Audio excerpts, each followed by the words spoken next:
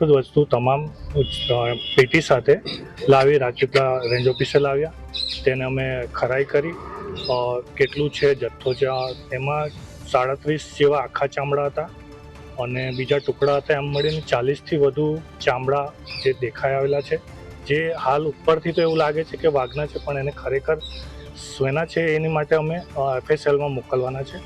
એની સાથે સાથે 133 જેવા નખ પણ મળ્યા છે. એ પણ સાચા છે કે ખોટા એ પણ અમે ખરાઈ કરી રહ્યા છે. આ તમામ વસ્તુને ધ્યાનમાં રાખી અમે વન્ય પ્રાણી અધિનિયમ 1972 હેઠળ ગુનો દાખલ કર્યો છે અને સરકારશ્રીને જાહેર કરી છે. આ ખરેખર વસ્તુ સાચી છે કે ખોટી અને એમાં કેટલું તથ્ય છે એની ખરાઈ માટે અમે આગળના સેમ્પલ લઈને આગળ કાર્યવાહી કરી રહ્યા છીએ. આ મંદિર છે ને, અમે ઘણા વખતથી એટલે કે 2 વર્ષથી ટ્રસ્ટી આવવાનું, પણ મારા જ ઉંમર પણ વધારે 100 વર્ષ કરતાં આસપાસ. એ કહે તો જ કરવાનું, નહીં તો અમે કોઈ કામ કરી શકીએ નહીં. હવે સ્થિતિ એવી થઈ કે મંદિરમાં બધી ઓરડી ઘણી બધી જૂની ને એ પડી ગઈ અને એમાંથી જે સામાન જૂનો હતો એ મૂકવા માટે અમે એક રૂમ સાફ કરતા.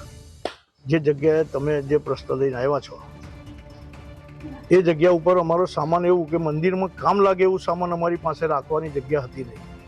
એટલે આ રૂમ સાફ કરવા ગયા. ઉપર સાફ કરતાં કરતાં આ પેટારો મળ્યો મોટો અને તાત્કાલિક ખબર પડી કે આમાં કોઈ જંગલી જાનવરનું આ કંઈક ચામડા જેવું દેખાય છે. એટલે અમે એને બંધ કરી દીધું તરત જ.